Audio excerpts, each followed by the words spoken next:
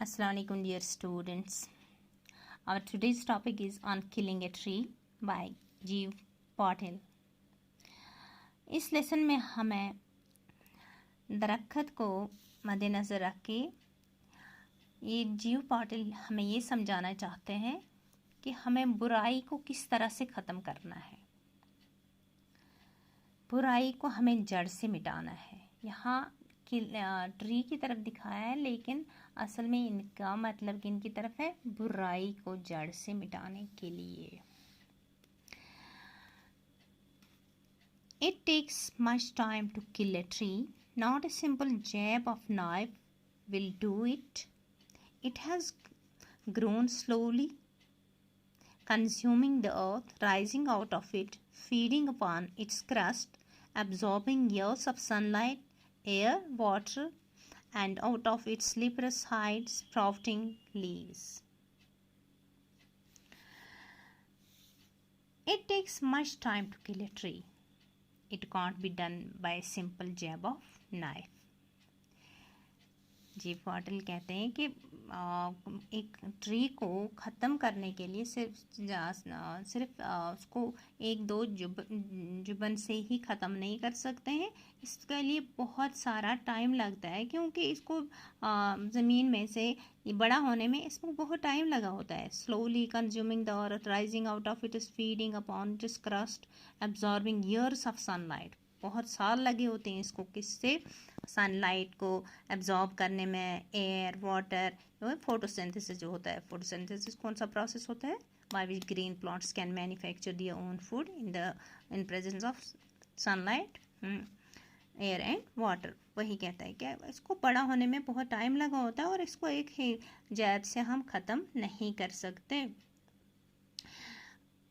It feeds upon the earth's crust and rises out of it. For years, it keeps absorbing the sunlight, air, and water. Leaves sprout out of its hide, which looks as if strikes with leprosy.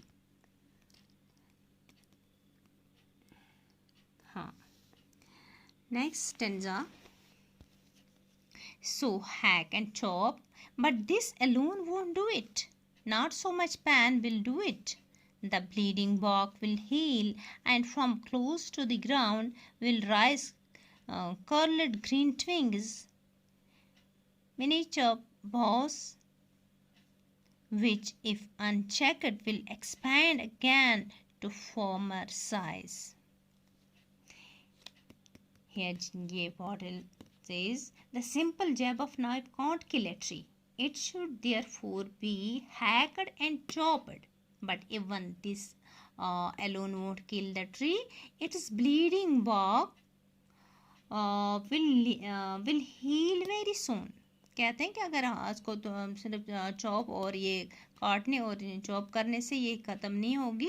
इसका जो bleeding bark होता है, जब हम किसी दरख्त को काटते हैं तो वहाँ से वो सैप निकलता है. दैट इसको रिलेट किया है इसको किसके साथ? ब्लीडिंग के साथ. तो कहते हैं कि कुछ ही अरसे में ये फिर से उगने लगेगा. इसकी फिर से टहनियाँ निकलने शुरू हो जाएंगी. Will rise curled green twigs. छोटी छोटी आपने देखी होंगी जब कोई हम दरख्त काटते हैं, कुछ अरसे के बाद उसके उस तने पे फिर छोटे छोटे वो बाल जैसे उगाते हैं, फिर वहाँ से वो हरा होने लगता है.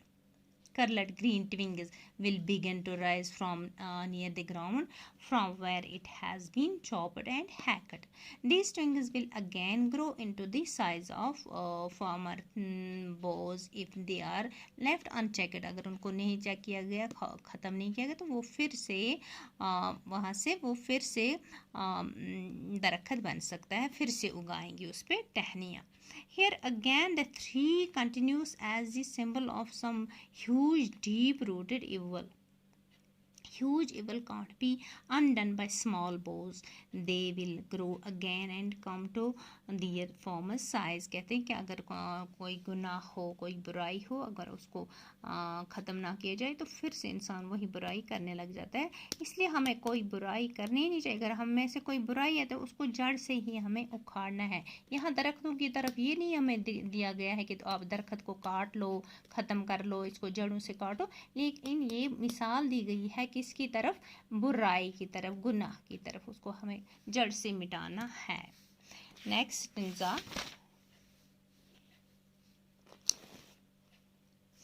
no, the root is to be pulled out of the anchoring earth. It is to be roped, tied, and pulled out, snapped out, or pulled out entirely out from the earth cave, and strength of the tree exposed, the source white and wet, the most sensitive hidden for years inside the earth, then the matter of scorching and choking in sun and air, browning, hardening, twisting, withering, and then it is done. In order to kill the tree, its roots has to be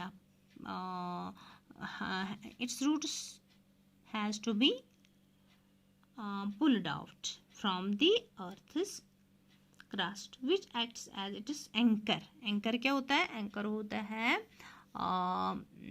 किसी चीज़ को पकड़ के रखने वाला, से anchoring करते हैं, जो इसे चलाना हो। पर जब दरख्त एक ज़मीन में जब होता है तो उसे पकड़े रखता है कौन, अंदर उसकी जड़ें उसको पकड़ के ही रखती हैं। तो एंकरिंग किसी चीज़ को होल्ड करने वाले को एंकर कहते हैं। ये कहते हैं कि जो the root is to be pulled out, अगर ख़त्म करना है एक दरख्त को तो इसकी जड़ों को ही हमें उखाड़ना है, आउट ऑफ द एंकरिंग अर्थ, उस ज़मीन से जिसने इसको अच्छे से पकड़ के रखा है वहाँ से निकालना है इसको, जड़ों को। It is to be roped tight, rope किसको बोलते हैं, रस्सी को। इसको रस्सी से फिर बांधो और इसको रस्सी से बांध के खींचो तो तब ये जाके निकलेगा, ख़त्म हो जाएगा। एंड पुल्ड मीन्स खींचना, पुल्ड आउट, स्नैप्ड आउट और पुल्ड आउट इंटायरली, और उसको अच्छे से उसको बाहर निकालो, खींचो, तब जाके ये आउट फ्रॉम दी अर्थ केव। अर्थ केव क्या होता है, केव होती है गुफा। जब एक दरख्त ज़मीन के अंदर होता है तो जड़ें उसकी नीचे गई होती हैं बहुत, तो वहाँ एक गुफा की शक्ल इख्तियार की होती है। तो कहते हैं उस गुफा से इसको बाहर निकालो।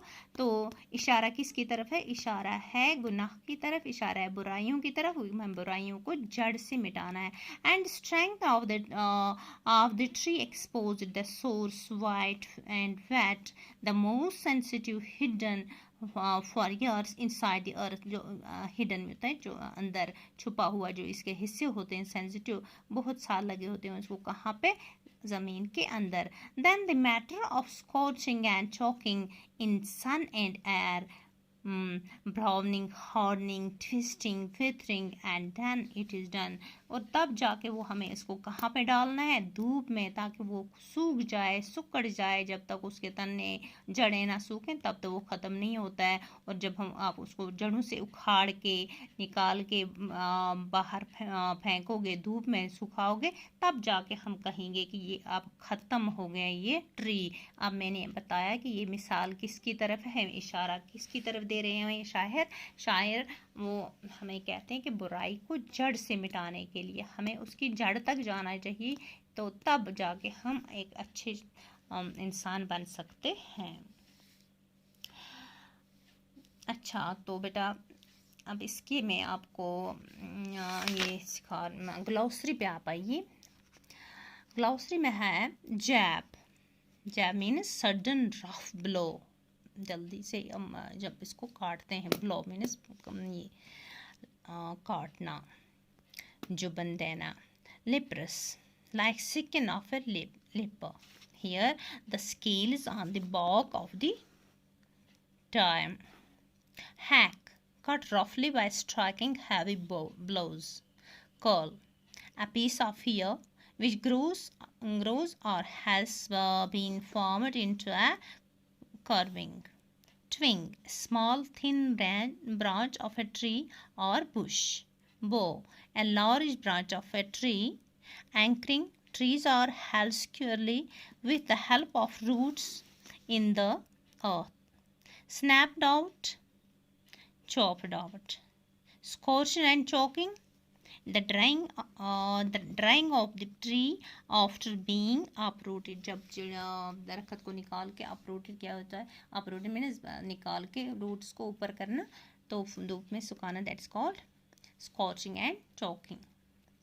ये हो गया आज की लेसन। इंशाल्लाह इसके एक्सरसाइज मुझे उम्मीद है आपको अच्छे से समझ आया होगा ये, तो इसके एक्सरसाइज आप खुद कर सकते हैं। तो थोड़ा सा फिर मैं इसका आपके बताऊं मीनिंग के, इसमें शायर हमें ये कहता है, शायर कहता है कि एक दरख्त को मारने के लिए बहुत वक्त लगता है, सिर्फ एक चाकू के एक चुभन से उसे नहीं मारा जा सकता।